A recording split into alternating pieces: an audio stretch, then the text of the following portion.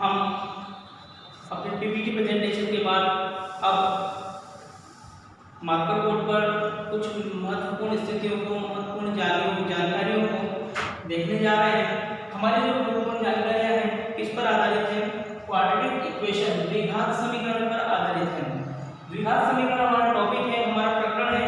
हम द्विघात समीकरण के बारे में पीपीटी प्रेजेंटेशन में बहुत सारी जानकारियां हमें प्राप्त करनी थी। अब हमें बहुत सारी जानकारियां ज्ञात है, अर्थात हम यहाँ जो टेक्निक यूज करने जा रहे हैं वो टेक्निक कौन सी है? ज्ञात से अज्ञात की ओर। कौन सी टेक्निक है? ज्ञात से अज्ञात की ओर, अर्थात हम ज्ञात से अज्ञात की ओर जा रहे हैं। हमें बहुत सारी जानकारियां हमें सूक्ष्म जानकारियां, स्थूल से सूक्ष्म की ओर भी हम इसको कह सकते हैं कि हमें बहुत सारी जो मेन जानकारी थी वो थी हो गई है। अब उन जानकारियों को हम और किस प्रकार की जानकारी जो हमको मालूम नहीं है उस जानकारी को हम देखने जा रहे हैं। आप सभी तैयार हैं? ठीक है, अब देखते हैं ये जो सूत्र हमने लिया है वो सूत्र ब्रह्मसूत्र सिद्धांत से लिया है। ब्रह्मसूत्र सिद्धांत में महर्षि ब्रह्मगुप्त ने वर्ग समीकरण या द्विघात समीकरण या क्वाड्रेटिक इक्वेशन या इनइक्वालिटी को हल करने के लिए सूत्र दिए थे, जिससे वो क्या निकालते थे? मूल निकालते थे। मूल इसको हम बोलते हैं रूट्स, अर्थात ये जो हमारा x है, अर्थात ये जो अज्ञात राशि x है, इसका मान निकाला जा सकता है। तो उन्होंने क्या बताया? उन्होंने ये बताया कि वर्गा हस्त रूपाणाम अव्यक्ता दृढ़ति संयुक्तानाम यत् पदम व्यक्तार्धोनम तद वर्ग विभक्तम व्यक्तः। इन्हें दो पंक्तियों में उन्होंने पूरे वर्ग का मूल निकालने के लिए, वर्ग के अज्ञात राशि के मान निकालने के लिए सारी विधि दे दी थी। अब इसको समझने से पहले हम एक समझ लेते हैं कि वर्ग समीकरण क्या होती है, द्विघात समीकरण क्या होती है। तो वर्ग समीकरण, द्विघात समीकरण बोलो या आप क्वाड्रेटिक इक्वेशन बोलो या आप बोलो इनइक्वालिटी, ये सभी एक ही चीज है। हमने इससे पहले पीपीटी में देख लिया है। तो जो वर्ग समीकरण होती है, द्विघात समीकरण होती है, वो क्या होती है? वह समीकरण जिसमें क्या? वह समीकरण जिसमें अज्ञात राशि x की अधिकतम घात 2 हो। क्या कहा जा रहा है कि वह समीकरण जिसमें अज्ञात राशि x, अज्ञात राशि कौन है? x है। ठीक है, ये क्या होता है बताइए? चर होता है, अज्ञात चर राशि है जिसकी अधिकतम घात कितनी होती है? 2 होती है, वह वर्ग समीकरण कहलाती है। अर्थात हम इसको दर्शाने के लिए अब आप क्या बोलोगे? परिभाषा हमने क्या बोली द्विघात समीकरण में कि वह समीकरण जिसमें अज्ञात राशि x की अधिकतम घात 2 हो तो वह वर्ग समीकरण या द्विघात समीकरण कहलाता है। बहुत सी बार हम क्या करते हैं, भैया बहनों को इस प्रकार से बता देते हैं कि x square plus bx plus c बराबर 0, ये क्या है? वर्ग समीकरण है, इसी को वर्ग समीकरण कहते हैं। तो यह बताना गलत है, भैया बहनों को इस प्रकार से नहीं बताना चाहिए, जिससे वो हमेशा कंफ्यूजन बना देता है उसके अंतर्गत। उसको बताने के लिए आप सही बताइए, सही परिभाषा यह है कि वह समीकरण जिसमें अज्ञात राशि x की अधिकतम घात 2 हो तो वह वर्ग समीकरण कहलाता है।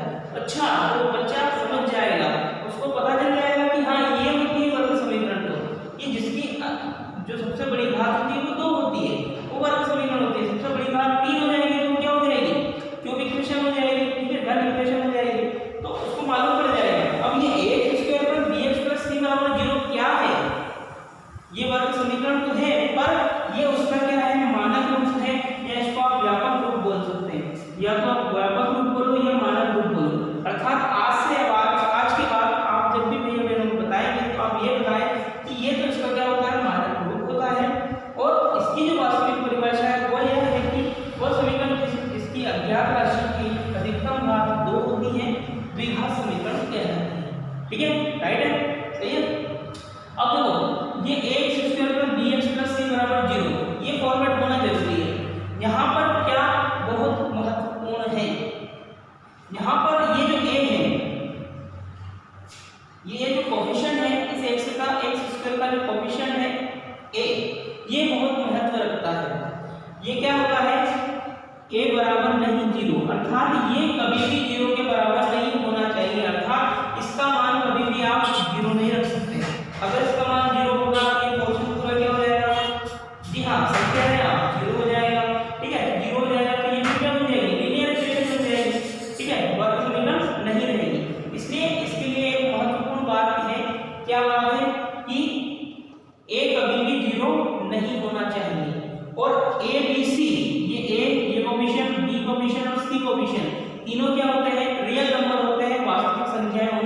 जरूरी है।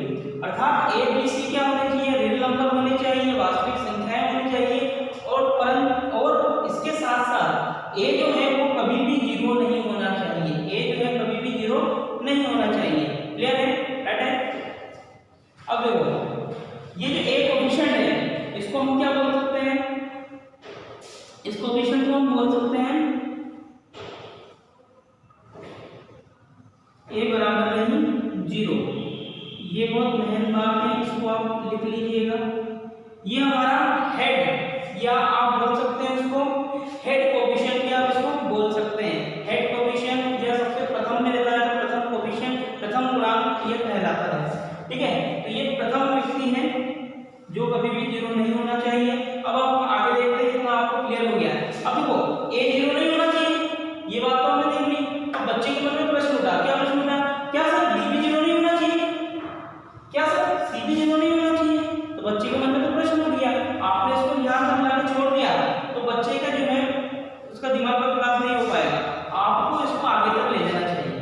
किस प्रकार से ले जाना चाहिए कि वो बच्चे के मन में ये और ये कंफ्यूजन रह जाता है, और हम लोग यही करते हैं कि ये और ये नहीं बताते, ये हमें बताना चाहिए। अब बच्चे को हम क्या बताएंगे, देखो बच्चे को हम ये बताएंगे कि ए बराबर नहीं है जीरो, ये तो होना चाहिए, परंतु बी और सी जीरो हो सकते हैं। अब देखिए कि किस किस प्रकार से, किस तरीके से हम ऐसे मान निकालते हैं, किस प्रकार की हमारी इक्वेशनें बनती है, इसको हम देखते हैं। देखिएगा ध्यान से,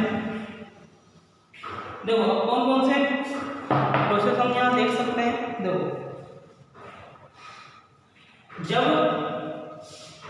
जब ए बराबर जीरो नहीं होगा तब क्या क्या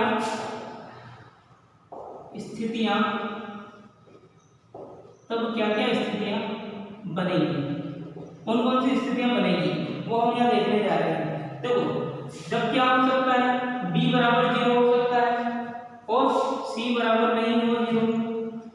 बी बराबर तो जीरो हो और सी बराबर जीरो नहीं हो, तो मानक समीकरण क्या बनेगा इसका, ए एक्स स्क्वायर, ये तो जीरो होगा ही नहीं।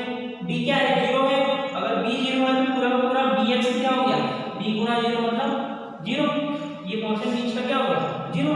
अब देखो सी जो है बराबर नहीं है जीरो के, तो हमारा मानक रूप क्या बना, मानक रूप क्या बना, ए एक्स स्क्वायर प्लस सी। तो बच्चा कहेगा अच्छा तो ये भी एक वर्ग समीकरण है, तो हम बोलेंगे हाँ ये भी एक वर्ग समीकरण है।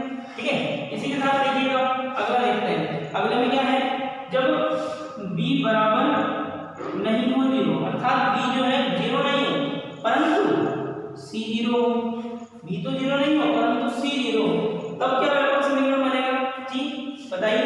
हाँ सही कह रहे हैं आप, ये बनेगा ए एक्स स्क्वायर, बी जो है जीरो नहीं है तो बी हम लिखेंगे बी एक्स। अब देखो सी क्या है, सी जीरो है तो जीरो को लिखने की आवश्यकता नहीं है, प्लस में equal to zero, equal to zero, तो ये भी इसका क्या हो गया, मानक समीकरण बन गया x square plus b x बराबर जीरो। राइट है, सही है। अरे हाँ बोलो।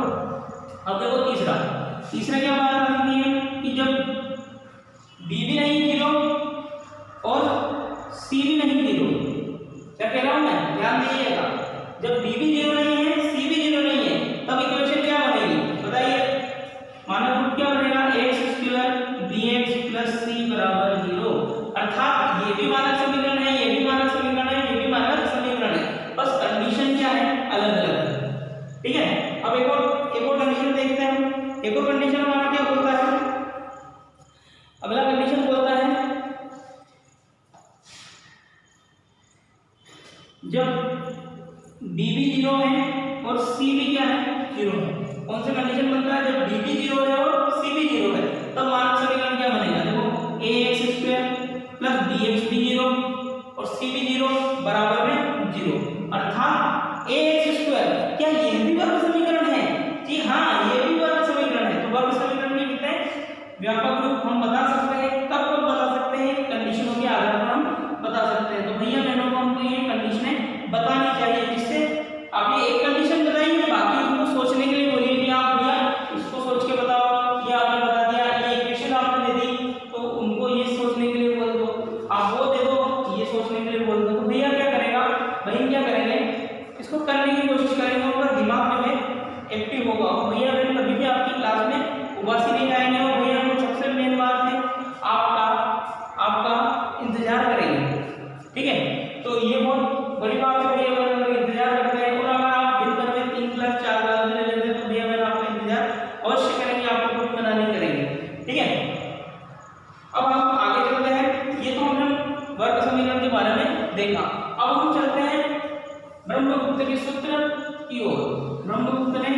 प्रकार से सूत्र दिया। ठीक है, तो ये जब बातें आप भैया बहनों से करते हैं ना, अब देखो ये छोटी छोटी बातें मैं आपसे इसलिए कर रहा हूँ क्योंकि हमें भैया बहनों के सामने जाना है, हम यहाँ प्रशिक्षण ले रहे हैं, तो प्रशिक्षण में हमको बहुत सारी छोटी छोटी बातें आनी चाहिए। अगर हम अभी छोटी छोटी बातें कर लेंगे तो भैया बहन बाद में हमसे छोटी छोटी बातें करेंगे तो हम उनके उत्तर बहुत विस्तृत से दे पाएंगे। ठीक है, तो इसका सूत्र देखते हैं, वर्गांत रूपाणाम अव्यक्त संयुक्तानाम यत् पदम व्यक्ताधवनम तद्वर्गम विभक्तम व्यक्त। ठीक है, तो ये ब्रह्म स्फुट सिद्धांत से हमने इसको लिया है, ब्रह्म स्फुट सिद्धांत से हमने इसको लिया है। अब इसका मतलब क्या है, इसका मतलब हम समझते हैं। इसका मतलब क्या है, व्यक्त राशि आपने मानक रूप पढ़ा है। ठीक है, तो मानक रूप में क्या है, ये व्यक्त राशि, व्यक्त राशि, व्यक्त राशि कौन सी, सी, इसको हमने क्या बोला, व्यक्त राशि। व्यक्त राशि का, व्यक्त राशि के रूप, व्यक्त राशि के साथ अव्यक्त राशि, व्यक्त राशि के साथ, इसका अर्थ मैं बता रहा हूं क्या इसका भावार्थ है, व्यक्त राशि सी के साथ अव्यक्त राशि बी, अव्यक्त राशि बी के आधे, बी के आधे का वर्ग करके, बी के आधे का वर्ग करके जोड़ने पर क्या बोला गया, व्यक्त राशि सी के साथ अव्यक्त राशि बी के आधे का वर्ग करके जोड़ने पर, जोड़ने पर या जोड़िए, जोड़िए लिखा हो गया है वहां पर, जोड़िए, ऐसा आपको करना है। पदम व्यक्ति वर्गम विभक्तम व्यक्त, व्यक्त राशि सी के साथ अव्यक्त राशि बी के आधे का वर्ग करके जोड़िए।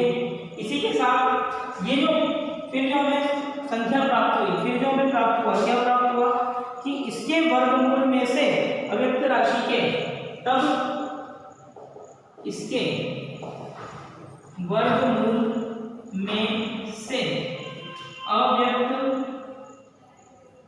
राशि, कौन है अव्यक्त राशि, जी हाँ, बी के आधे को घटाइए, घटाइए, तत्पश्चात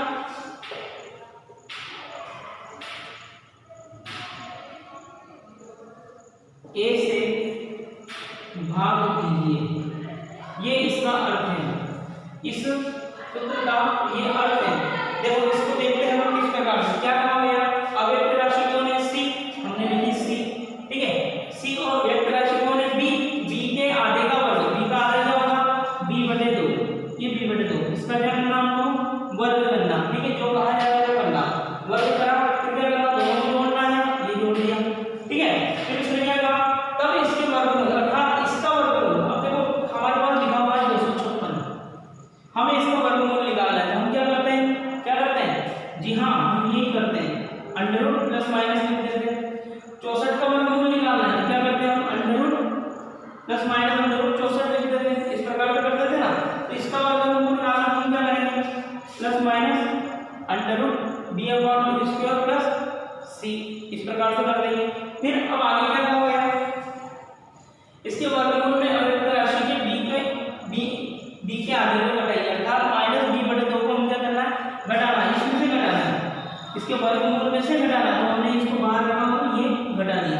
और फिर क्या करना है, इस पूरा जो प्राप्त हुआ आपके पास समीकरण, इस समीकरण को क्या करना है, ए से भाग देना। बात समझ में आ गई आपको, तब आपको क्या प्राप्त होगा, x प्राप्त होगा, अर्थात आपको क्या प्राप्त होगा, x प्राप्त होगा।